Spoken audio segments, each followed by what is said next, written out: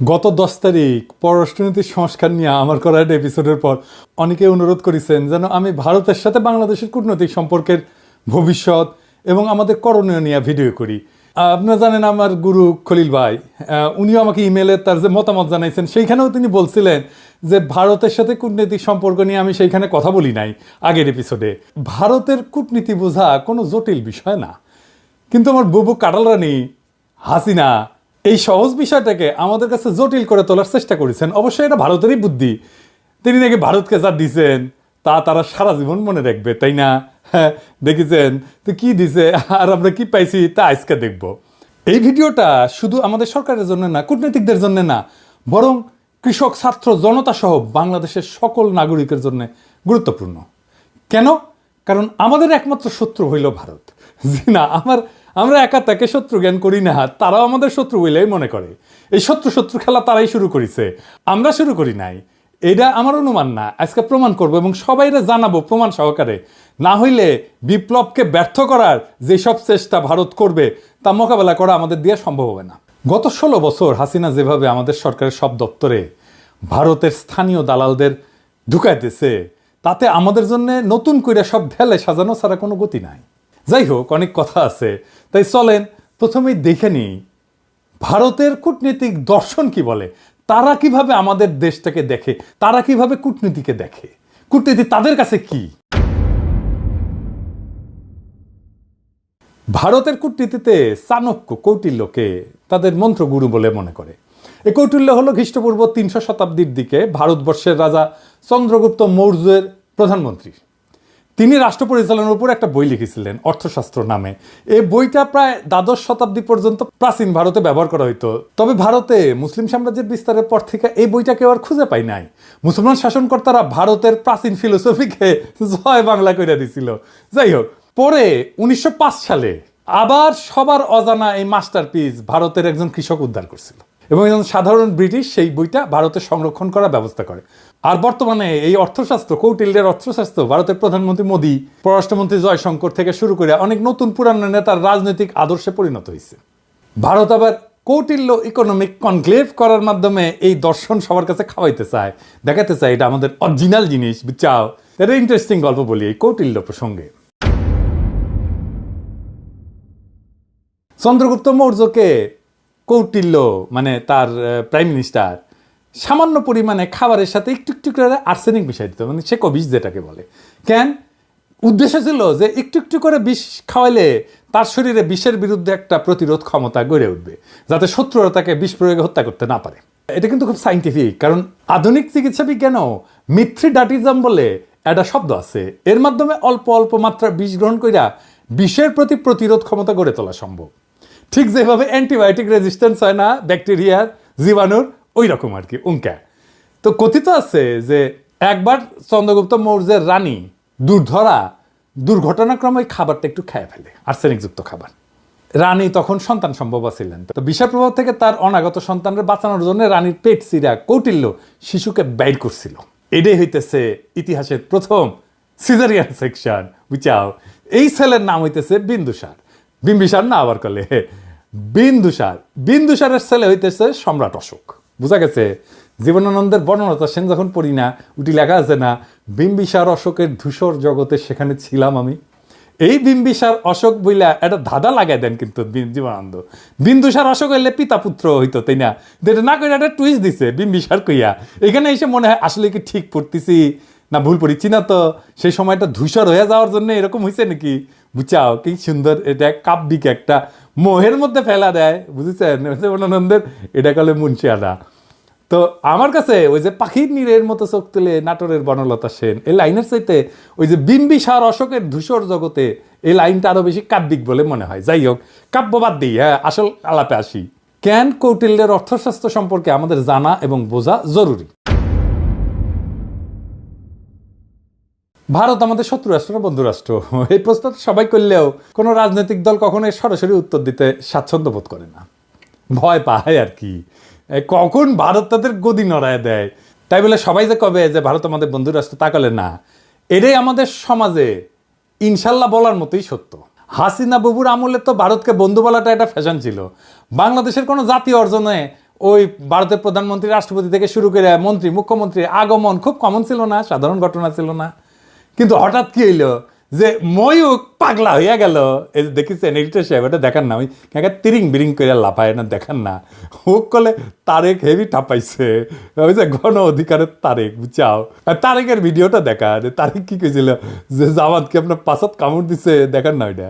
আরে বাবর কে? বাবর কে? কে? বাবর ভারতের বাপ। হ্যাঁ, বাবর ভারতের বাপ। বাবর আর ভারতের বাপ। আর আচ্ছা ঠিক আছে, আপনার ঠিক আছে। সমস্যা কি বলেন তো? আমার আমার আমার আমার সমস্যা হচ্ছে জামাতি এবং জেহাদিরা। বন্ধ করতে পারবেন? কেন জামাতিরা আপনার পাশে কামড় দিয়েছে বলেন?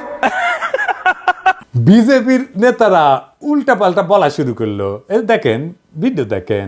বাংলাদেশের সঙ্গে যুদ্ধ ভারতের কাছে তো কয়েকদিনের ব্যাপার নয়, কয়েক মিনিটেই ফয়সলা হয়ে যাবে। তা আমরা বড় ভাই হিসেবে চিমটি কাটছে, আঁচড় কাটছে, সহ্য করছি, তো বেড়া আমরা দেবই। বাংলাদেশের সীমান্তে কাঁটাতারের বেড়া বসানোর দরকার হইল, দেখেছেন? আরো কত কি। আসলে বাংলাদেশের সাথে ভারতের কোনো বন্ধুত্ব সম্পর্ক নাই, কখনো ছিল না। তবে ভালো সম্পর্ক আছে তার সেবাদাসী হাসিনা, তার দল আওয়ামী লীগের সাথে। আমাদের পররাষ্ট্র মন্ত্রণালয়ে যারা ভারতে কাজ করেছেন তারা সবাই জানেন যে ভারত আমাদের কতটা নিচু চোখে দেখে। যারা ঘুরতে গেছেন, চিকিৎসা নিতে গেছেন, তারা জানেন যে মুম্বাইতে তো বাংলাদেশের পাসপোর্টধারীদের তারা হোটেলে বুকিং পর্যন্ত দেয় না, দেখেছেন? হাসিনার আমলেও ভারত শুধু আমাদের থেকে সুবিধাই নিছে, কিচ্ছু দেয় নাই। ট্রানজিট নিছে, চট্টগ্রাম পোর্ট দিয়ে মালামাল পরিবহনের অনুমতি নিছে, বাংলাদেশকে ভারতের মনোপলিতে পরিণত করেছে, আমাদের সরকারি প্রতিষ্ঠানগুলোকে শেষ করে দিছে। বিনিময়ে আমরা কি ওই মুজিবের আমলে স্বাক্ষর করা ফারাক্কার ন্যায্য পানির হিস্সা পাইছি? পাই নাই। আমরা কি হাসিনার আমলের তিস্তা চুক্তি দিয়ে পানির ন্যায্য হিস্সা পাইছি? পাই নাই। তার কারণ কি? কারণটা হইতেছে কৌটিল্যের একটা থিওরি আছে, mandala theory. Mandala Nelson Mandela না, মান্ডালা মন্ডো থিওরি আর কি। তার মানে কোন রাজার পাশের রাজ্য তার বন্ধু না, পাশের রাজ্য হইল তার বন্ধু, বুঝছাও? চলেন একবার ম্যাপ দেখে আসি। ভারতের আশেপাশে যত রাষ্ট্র আছে তার মধ্যে একমাত্র বাংলাদেশের সাথে তার কথিত বন্ধুত্ব ছিল, মানে একমাত্র সেবাদেশী হাসিনার মাধ্যমে সে বন্ধুত্ব ছিল। কিন্তু পাকিস্তান, নেপাল, ভুটান, শ্রীলঙ্কা, মালদ্বীপ, এমনকি মিয়ানমারের সাথে ভারতের অত ভালো সম্পর্ক না, তাই না? বন্ধুত্ব নাই। বাংলাদেশে ভারত প্রভু তার সেবাদাসী হাসিনাকে একটা চুষ্টি দিয়ে বুঝ দিছে, ওই যে তো বন্ধু। এটাও আসলে একটা কৌটিল্য মতে ভারতের পররাষ্ট্রনীতির একটা অংশ কলে। এটা আমরা দেখমুনি, হাসিনা ফাসিনা কিছু না। এটা বোঝার জন্য চলেন দেখি কৌটিল্যের পররাষ্ট্রনীতিতে কি লেখা আছে।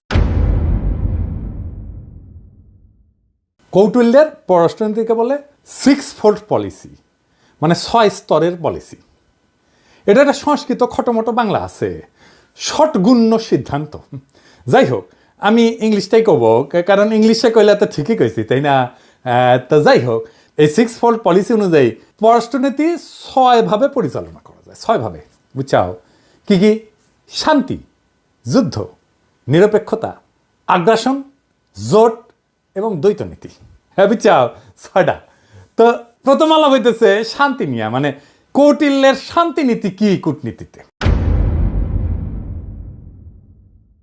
কৌটিল্য কয় যে একজন রাজা তখনই শান্তি স্থাপন করবে যখন সে দেখবে যে শত্রু রাজা তার ক্ষতি করার সামর্থ্য রাখে।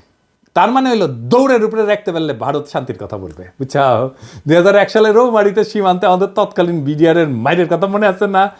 এডিটর সাহেব মাইর হবে, মাইরের সাউন্ড হবে, কেমনে তাদের বিএসএফকে আমাদের বিডিআর জওয়ানেরা দৌড়ের উপরে রাখিছিল, মনে আছে না?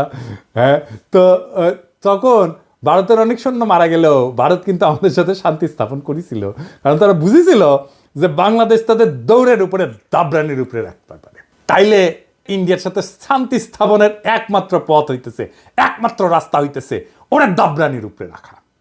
আর একটা উদাহরণ দিই, 1962 সালে ইন্দোচীন যুদ্ধে চীনা সেনারা ভারতের সেনাদের নাকানো জমিতে খাইছিল, একটা অংশ দখল করে নিয়েছিল।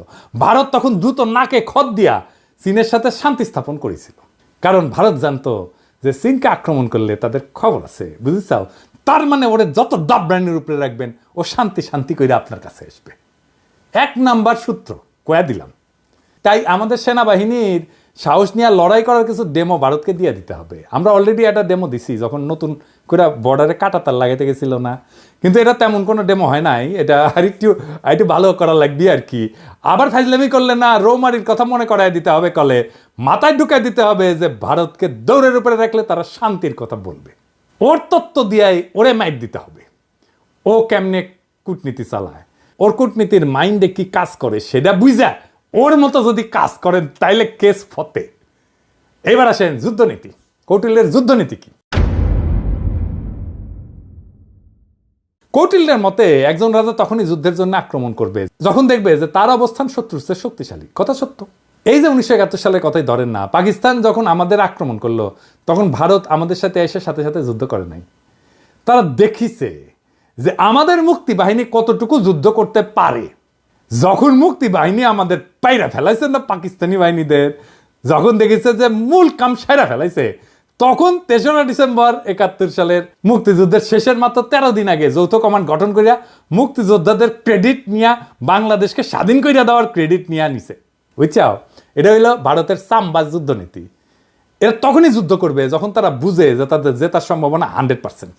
অনেকেই জানেন যে শেখ মুজিবের বান্ধবী যে ইন্দিরা গান্ধী, সেই সময়ের ভারতের সেনাপ্রধান জেনারেল মানেকশকে জুন মাসে কইছিলেন যে এই যুদ্ধ শুরু করতে, কিন্তু রাজি হন নাই। কারণ তখন বাংলাদেশে বর্ষাকাল এবং তাদের সেনারা বাংলাদেশে বর্ষায় যুদ্ধ করলে পাকিস্তানের কাছে গোয়ারা আসবে। সত্যি কথা, আমার কথা না, মানেকশর কথা। তার মুখে শুনেন দাও কি কইছে, এডিটর সাহেব শুনে দেন। And if I were to go in, I guarantee you 100% defeat. I said to Mrs. Gandhi, will you now give me your orders? All right, cabinet would meet again at 4 o'clock. So everybody started walking out, I being the junior one. A smile on my face as I was going out. She said, Chief, stay behind.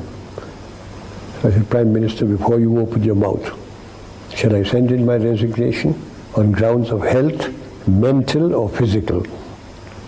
And she said, oh, sit down, Sam, tell me. Everything you told me is the truth. I said, yes, everything I've told you is the truth. I said, it's my job to fight to win, not to lose. And she smiled at me, she said, all right, Sam, you let me know when you're ready. এই যে 13 দিন যুদ্ধ করেছিল, যুদ্ধের পর যে লুটপাট শুরু করেছিল, সেই সময় কিছু বীর সেনা অফিসারের কারণে ঠিক মতো করতে পারে নাই। মেজর জলিলের কথা মনে আছে, সে বাধা দিছিল, তারে গুম করে ফেলছিল। ওই সময় যে করতে পারে নাই লুটপাটটা, এটা গত 53 বছর ধরে পোষায় নিছে ইন্ডিয়া। তাই আমাদের সশস্ত্র বাহিনীকে মনে রাখতে হবে যেন ভারত কখনো এমন সুযোগ আছে বলে ভুলও না করে। প্রফেসর ইউনূসের সেনাবাহিনীর শীতকালীন মহড়ায় যাওয়ার ব্যাপারটা অনেকটা সেই রকম। আমি খুবই পছন্দ করেছি এটা। অনেকে না বুঝলেও আমাদের সবার শ্রদ্ধেয় প্রফেসর ইউনূস স্যার বুঝতে পারিছেন যে এই মহড়ার কত গুরুত্ব। এইসব মহড়া ঘন ঘন করতে হবে, বুঝছাও? শুধু শীত না, বর্ষাতেও করতে হবে। যে শীত বর্ষা কিছুই যে ভারতের কোনো কাজে আসবে না, ওটা বুঝা দেওয়া লাগবে, বুঝছাও? ভারতের মনে যেন ভয় অটুট থাকে, তারা যেন কোনোভাবে বাংলাদেশকে আক্রমণের খায়েশ করতে না পারে। এখন কৌটিল্যের মতে ভারত এই যে যুদ্ধ নীতি, এটা কেমনে করবে? এটা 3 ভাবে করবে, 3 প্রকারে করবে। কি ভাবে? এটা হইতেছে সরাসরি যুদ্ধ, এটা হইতেছে গোপন যুদ্ধ, কিছু কথা থাক না গোপন, আর এটা হইতেছে অঘোষিত যুদ্ধ, মানে ঘোষণা না দিয়া যুদ্ধ, বুঝছাও? ভারত আমাদের সাথে সরাসরি যুদ্ধে যাবি না, ওই সাহসী নাই। ওই যে বুঝিছে না, এখানকার পোলা পাইন এবং বন্দুকের সামনে বুক পাইতা দেয়, তারপরে নড়ে না। তো এর সাথে যুদ্ধ করা যায়। তারা কি যুদ্ধ করবে? গোপন এবং অঘোষিত যুদ্ধ তারা সবসময় করে আসতেছে এবং এটা করে আসবে। চলেন দেখি সেটা কিভাবে করবে। গোপন যুদ্ধ হইলে সেটা সেই পন্থা যেটা দ্বারা ভারত আমাদের একদিকে আক্রমণের আশঙ্কা তৈরি করবে আর আমাদের সেনাদের সেই দিকে ব্যস্ত রাখবে, কিন্তু ভারত আমাদের আক্রমণ বা ক্ষতি করবে অন্য দিক থেকে, বুঝছাও? মাথায় ঢুকে নাই, তাই না? ধরেন আমাদের দক্ষিণে তো আরাকান রাজ্য, একটা নতুন রাখাইন দেশ হওয়ার সম্ভাবনা আছে, তাই না? ভারত রাখাইন দেশকে দিয়া বাংলাদেশের নাপ নদী সংলগ্ন বর্ডারে উত্তেজনা তৈরি করবে, আর আমরা যখন ওই দিকে সামলাইতে ব্যস্ত হয়ে যাব তখন উত্তরবঙ্গ বা অন্য কোনো বর্ডার দিয়া সে আক্রমণ করার চেষ্টা করবে। এটা বুঝতে ভারতের ওই হকার সাংবাদিক ময়ূক রঞ্জনের একটা ভিডিও দেখি, চলেন। সে কইতেছে যে বাংলাদেশের চিকেন নেক নিয়ে নিলে ভারত ফেনী দখল করিয়া চট্টগ্রামকে আলাদা করে দিবে। শুনেন। এটিকে বলা হয় বাংলাদেশের চিকেন স্নেক। বাংলাদেশের এই চিকেন স্নেক অবরুদ্ধ করতে ভারতের সময় লাগবে 5 মিনিট। বাংলাদেশের চিকেন স্নেক এটা যদি কাট অফ করে দেওয়া হয় তাহলে গোটা বাংলাদেশের ভূখণ্ডের সাথে চট্টগ্রামের কোনো সম্পর্ক থাকবে না। এই ফেনীটা যদি কোনোভাবে কাট অফ হয়ে যায় বা দখল হয়ে যায় বা অবরুদ্ধ হয়ে যায়, গোটা বাংলাদেশের এত বড়, এত জেলা সহ যে বাংলাদেশ, সেই বাংলাদেশ থেকে কাট অফ হয়ে যাবে চট্টগ্রাম। এবার এটা মৌলবাদীদের কি করে লোকে বোঝাবে? অর্থাৎ ভারত আমাদের চট্টগ্রামের ভয় দেখাইতেছে যেন আমরা এদিক নিয়ে ব্যস্ত হইয়া যাই আর ভারত আমাদের অন্যদিকে মেরা দেয়, বুঝাও। কিন্তু সেই প্ল্যান তো আজকে ফাঁস করে দিলাম, তাই না? এবার চলেন অঘোষিত যুদ্ধ কেমনে ভারত করবে। এটা আসলে ভারতের সবচেয়ে পছন্দের যুদ্ধ, বুঝছাও। এই যুদ্ধে তারা তাদের সরকারি এজেন্ট, ধর্মীয় এজেন্টদের ব্যবহার করবে। তারা এই কাজ শুরুই করে দিছে। সরকারি চাকরিতে ভারতের দালালদের দিয়া অস্থিরতা তৈরি করেছে, ক্যাডারে ক্যাডারে দ্বন্দ্ব করেছে। এইটা প্রফেসর ইউনূসের সরকারকে কাজ করতে না দেওয়ার একটা কুবুদ্ধি। তাই আমি আগেও বলছি, এখনো বলি, ক্যাডারে ক্যাডারে দ্বন্দ্বের সমাধান করা জরুরি। এই ক্ষেত্রে কোনো কথা শোনা যাবে না, কঠোর হইতে হবে। যারা এই দ্বন্দ্ব ধৈর্য রাখতে চায় ওরা ভারতের দালাল। সবার অধিকার এবং প্রাপ্যতায় সাম্য দরকার। তারপর যদি আমলারা যদি কাজ ঠিক মতো না করে তাহলে পাছায় লাথি দিয়া চাকরি থেকে বের করে দেন। আমি গত ভিডিওতে তো পররাষ্ট্র অফিসারদের সুযোগ সুবিধার কথা কইছিলাম, তাই না? প্রশাসন ক্যাডার মনে হয় আমার উপর মাইন্ড করেছে যে দাদা তো ওদের কথা কইলে আমাদের কথা কিছুই কয় নাই। হ্যাঁ, এবার বুঝেন কেন বলছি। যতদিন ক্যাডার ক্যাডার দ্বন্দ্ব থাকবে ততদিন আমাদের সার্বভৌমত্ব ভারতের আগ্রাসী নীতির হাতে পরাজিত হওয়ার সম্ভাবনা থাকবে। এটা তো আমরা হতে দেব না, তাই না? তবে সুযোগ সুবিধা পাওয়ার পর আমার কূটনীতিক সহ 25 ক্যাডারের ভাই বোনেরা যদি কাজ না করেন আর ভারতের সামসামি না ছাড়েন তাইলে আপনাদের কলে খবর আছে, কইয়া দিলাম, বুঝছেন? আমি যখন ধরি না তখন কিন্তু কচ্ছপের কামড় দিয়া ধরি। আর একটা উদাহরণ দিই, ওই যে চিন্ময় প্রভুপাদের কথা মনে আছে না? ওরে দিয়া ভারত সুন্দর একটা গেম সাজাইছিল করলে যেন হিন্দুরা এই সরকারের বিপক্ষে কাজ করে। সাথে ভারতের কিছু বেতনভোগ বাংলাদেশি দালালও ছিল। ওই যে প্রথম আলো, তার দিল্লি স্টার, এটা আছেই। কিন্তু স্যার সেই ওগেরে আসার মেরে দিচ্ছে ভালো করে। একইভাবে দিল্লির সাতপন্থীদের দিয়া ধর্মপাল মুসলমান তাবলিগের সদস্যের মধ্যে মারামারি সৃষ্টি করছেন, সেটাও আমরা সামলাইছি করলে। এইরকম আরও আসবে, কিন্তু এখন আর লাভ হবে না, কারণ সবাই বুঝে গেছে যে ভারত কিভাবে এই কাজটা করে বা করবে। এইটা ভারতের অনেক প্রিয় মেথড, কিন্তু প্রিয় পদ্ধতি। ভারত আগেও তাই করেছে। 1975 সালে শেখ মুজিব জয় বাংলা করে দেওয়ার পরে ভারত আমাদের পার্বত্য চট্টগ্রাম এলাকায় শান্তি বাহিনীকে ফান্ড করেছিল, ট্রেনিং দিছে, তারপরে অশান্তি সৃষ্টি করেছে। আরে হারামজাদা কাদের সিদ্দিকী ওরে আশ্রয় দিচ্ছে। আদের সিদ্দিকী তার বাহিনী নিয়ে বাংলাদেশের ভিতরে আসে আক্রমণ করিত, এবং কাদের সিদ্দিকীর বাহিনীর সাথে আমাদের সেনাবাহিনীর যুদ্ধ হইতো। কিন্তু অনেকে গলে বীরুত্তম খেতাবও পাইছে, এবং আমাদের অনেক অফিসার মারা গেছে, সৈনিক মারা গেছে।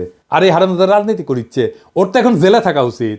আবার দেখেন, ওই যে শেখ মুজিব জয় বাংলা হওয়ার পরে যে শান্তি বাহিনীকে ফান্ড করেছিল না ইন্ডিয়া, আবার যখন কাটাল রানী 1996-তে ক্ষমতা এসেছে তখন ইন্ডিয়া আবার ওই সমস্যার সমাধান করে দিচ্ছে 1997 সালে, যেন আওয়ামী লীগ বাহবা পায় আর বাংলাদেশ তাদের হুকুমের দাসী হাসিনা দ্বারা পরিচালিত হয়।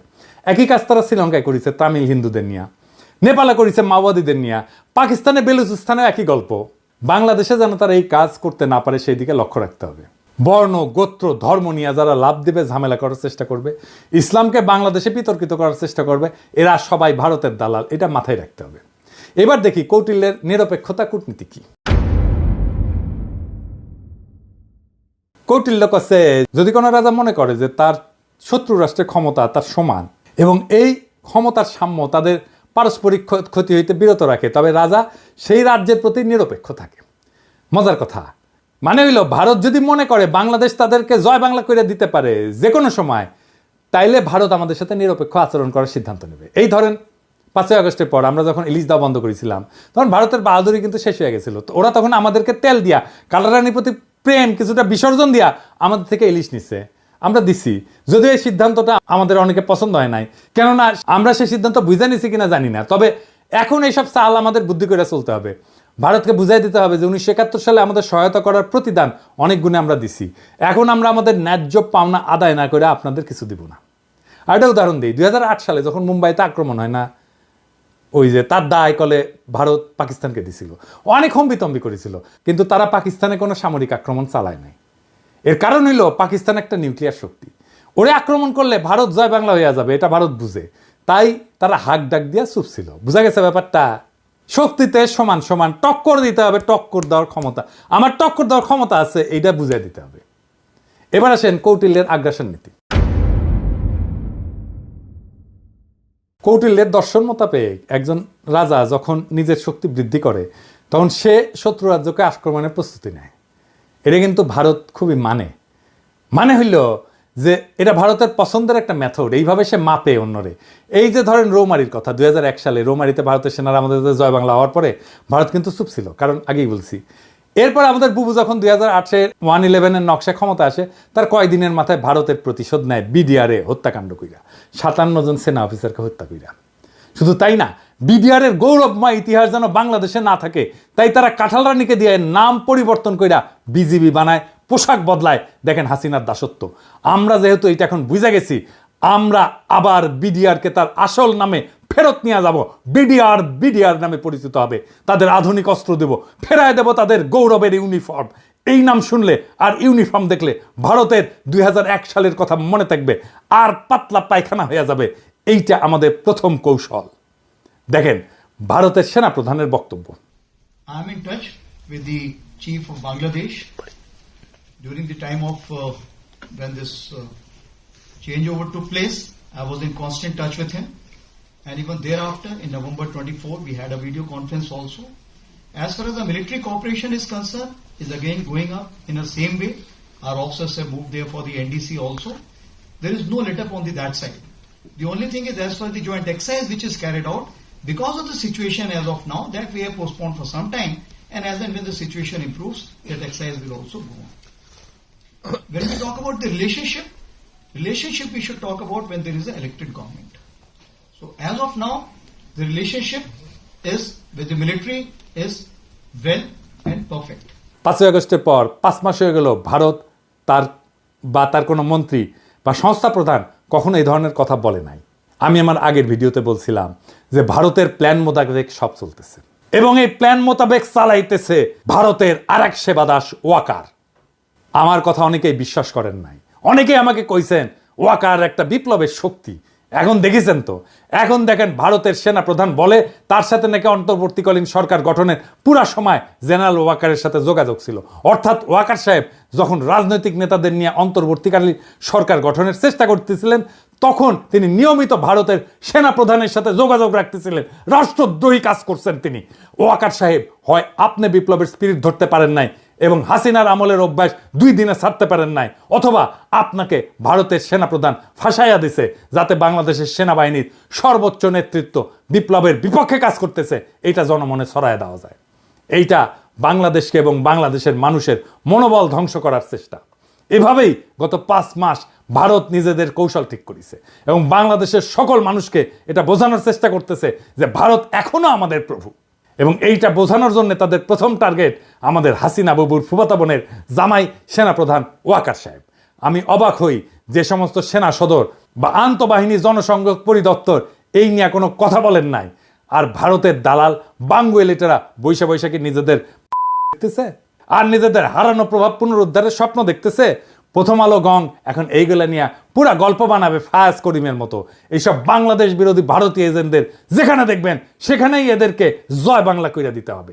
এখন দেখেছেন তো জেনারেলদের বাসায় হাসিনার লোক, আওয়ামী লীগের লোকেরা লুকে আছে, দেখেছেন? ফ্ল্যাট মালিক কে? ফ্ল্যাট মালিক হচ্ছে মাহবুব সামদ চৌধুরী, মেজর জেনারেল। জি। উনি এখন বর্তমানে কোথায় আছে? উনি এসএসএফ আছে। এসএসএফ আছে, ডিজি। জি।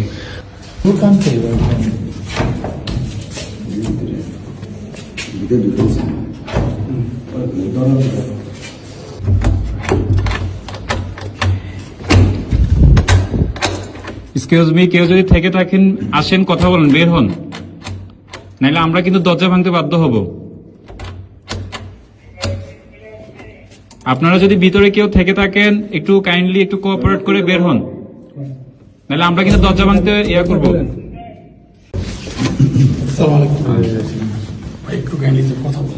না কে? না কে? বলেন কে? ভাই আমি তো স্যার আসলে সামনে আসেন, সামনে আসেন, সমস্যা নাই। বলেন। মহিলা বন্ধ করে আপনি একটু আসুন।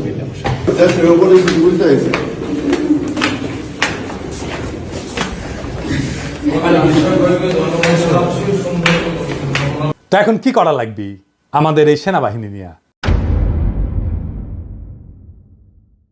এর মধ্যে আমাদের সামরিক সক্ষমতা এমনভাবে উন্নীত করতে হবে যেন ভারত আমাদের ভয় পায়। ভারতের সামরিক শক্তি আমরা জানি, সেটা ওয়াকার সাহেবও জানেন। সামরিক বিষয়ে তাই এখানে বলতে চাই না, আমার সাথে যোগাযোগ করলে পরামর্শ দিয়ে দিব। তবে এটা বলতে পারি, আমাদের সশস্ত্র বাহিনীকে নতুন নতুন আধুনিক যুদ্ধ বিমান, ট্যাঙ্ক, যুদ্ধ সরঞ্জাম কিনতে হবে। মাঝে মাঝে সে সমস্ত মাল দিয়া একটু প্রশিক্ষণ করে তো ফুটেতে টুটেতে হবে আর কি, বুঝছাও। আর বলিছি এটা সাইবার ব্রিগেড করতে হবে আমাদের শক্তিশালী, তাইলে আমাদের পাতলা পায়খানা চলতে থাকবে। ভারত কিন্তু ফ্রান্স থেকে রাফেল কিনেছে, রাশিয়া থেকে কিনেছে সুখয় যুদ্ধ বিমান। আমাদের তো রাশিয়া আর ফ্রান্সের সাথে সম্পর্ক ভালো, যুক্তরাষ্ট্রের সাথেও ভালো, তুরস্কও আছে।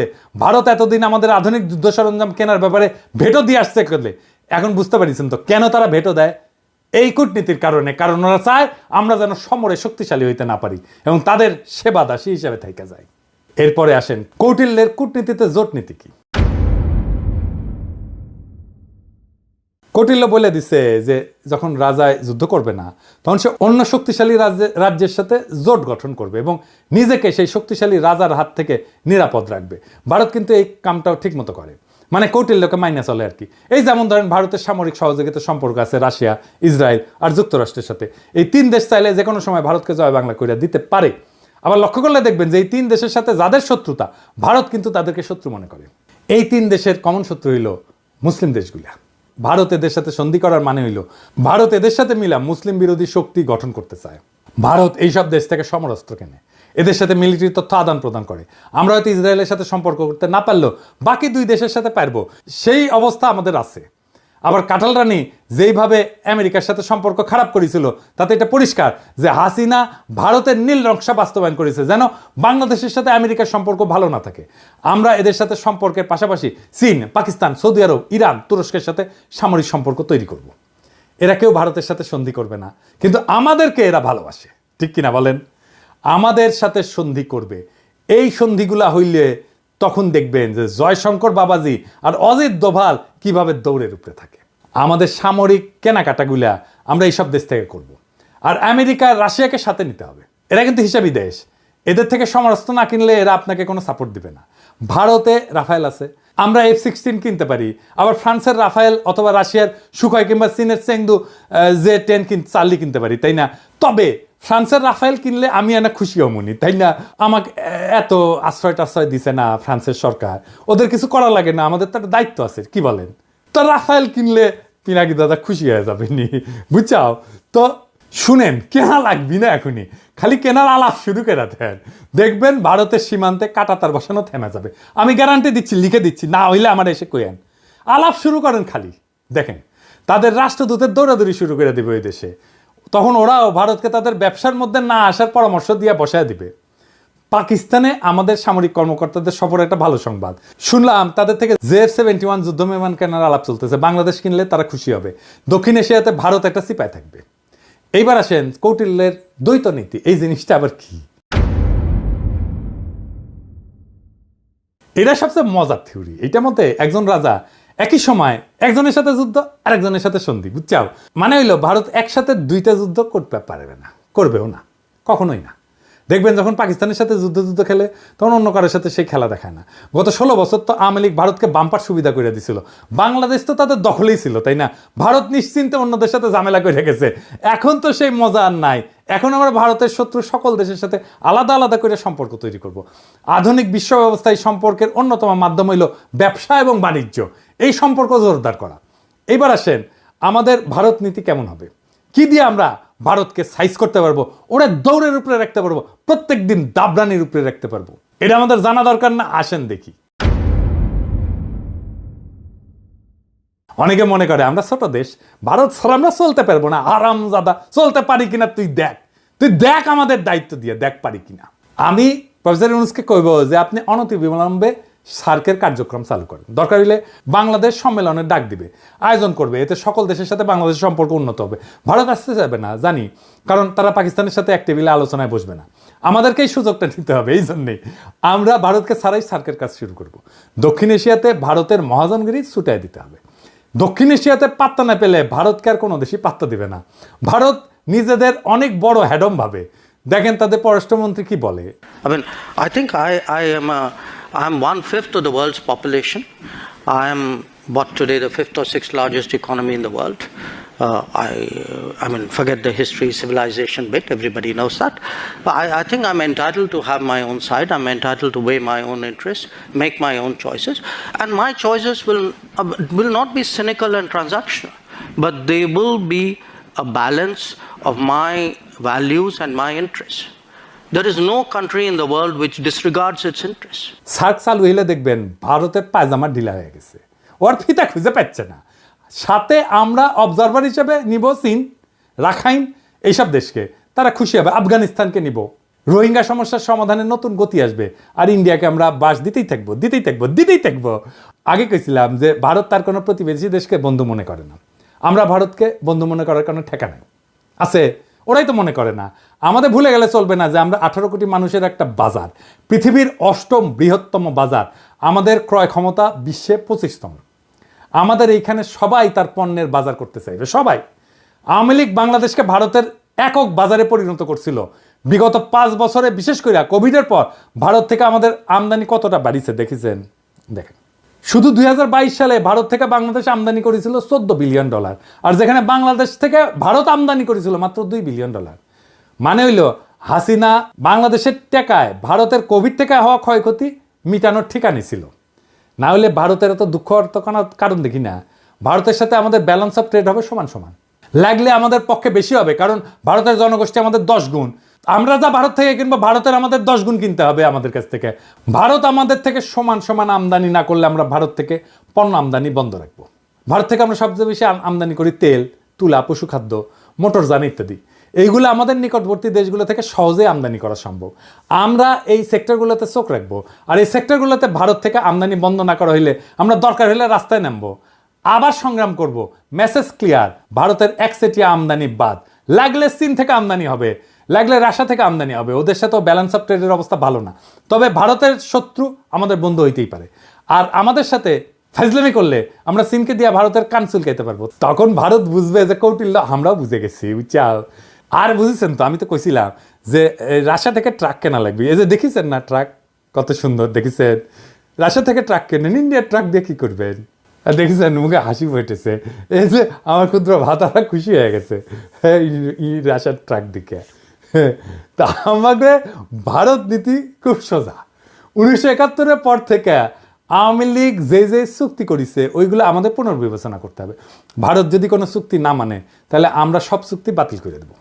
ভারত বাংলাদেশের 64টা অভিন্ন নদীর একটা নদীতে যদি ঠিক মতো পানি না আসে তাহলে ভারতের ট্রানজিট বন্ধ করে দেওয়া হবে। সীমান্তে ওদের শাকসবজি কাঁচামাল যেন পয়সা নষ্ট হয়ে যায়। একবার এই কাজ করে দেখবেন ভারত কিভাবে সোজা হয়ে থাকে। আমরা যেভাবে হাসিনার রেমিটেন্স বন্ধ করে দিছিলাম না, ঠিক সেইভাবে ভারতের বাংলাদেশ থেকে উপরি কামাই যদি বন্ধ করে দেন তাহলে দেখবেন সোজা। ভারতে কেউ শপিং করবেন না, ভারতে কেউ চিকিৎসা করতে যাবেন না। ভারতের টিভি চ্যানেল বাংলাদেশে চালানো হলে বাংলাদেশের টিভি চ্যানেলগুলো ভারতে চালাতে দিতে হবে। আমাদের টিভি চ্যানেল টাকা দিয়ে কিনতে হবে ওদের। এই বাজার হারানোর ভয় ভারতের মধ্যে ঢুকলেই দেখবেন সব ঝরঝরা। সেদিন দেখলাম বাংলাদেশ সরকার ভারত থেকে 1137 কোটি টাকার ডিজেল কিনবে বলে সিদ্ধান্ত নিচ্ছে। কি আর করবো, কি আর বলবো, বুঝতে পারছি না। জুলাই বিপ্লবের পরে আমাদের প্রায় 2000 ছাত্রছাত্রী প্রাণ হারাইলো ভারতের সেবাদাসী হাসিনার পুলিশের গুলিতে। এখন আমাদের ডিজেল কেনার জন্য আর ভারত ছাড়া কারোর চোখে পড়ে না। তো এই জ্বালানি উপদেষ্টার সাথে আমার অনেক বন্ধু বান্ধব ওনারা সম্মান টন্মান করে, সেজন্য কিছু কইছিলাম না এতদিন। কিন্তু বুঝেন জ্বালানি উপদেষ্টা সাহেব, কামটা আপনি খুব খারাপ করেছেন। আপনারা ওয়ার্নিং দিলাম, ডিজেল কেনার জায়গা পান না আপনি। হ্যাঁ, আরো তো 6টা দেশ থেকে তো ডিজেল তেল কিনতেছেন। এই যে দেখেন তো, ওই 6 দেশ থেকে ডিজেল কেনা যেত না কেন? ভারত থেকে তেল কেনার দরকার পড়লো? কুরকুরানিটা কই? জ্বালানি উপদেষ্টা সাহেব, আপনাকে জাতির সামনে এই প্রশ্নের উত্তর দিতে হবে। সামে সিকোনে প্রচুর কাম করিচ্ছেন কলে, নাইলে বিপ্লবী জনতা আপনাকে কেন বিশ্বাস করবে? ইউনূস স্যার, আপনি কি এই ব্যাপারে জানেন নাকি বিএনপির সাথে সমঝোতা হওয়ার পর এখন বিএনপির চাপে আপনারা এই সিদ্ধান্ত নিতেছেন? নিলে জানান, আমরা তো আছি। যেই দল গত 10 বছরে মুরগির ক্ষোভ থেকে বাইরে হতে পারে নাই, সেই দল এখন নিজেদের জুলাই আন্দোলনের মাস্টার মাইন্ড বলে, আবার ক্ষমতা আসার জন্য ভারতের সাথে আতাত করে যেন ভারতের প্রভুত্ব বাংলাদেশে টিকে থাকে। এমনিতে আপনাদের জনসমর্থন কেমন এটা তো বুঝবার পারিচ্ছেন। মানে ওই দলকে কইতেছি যে আসতে চায় ক্ষমতায়, তারপরে যদি ভারতের দাস হিসেবে পরিচিত পান তাহলে ক্ষমতা আসলেও সে ক্ষমতা ধরে রাখতে পারবেন না।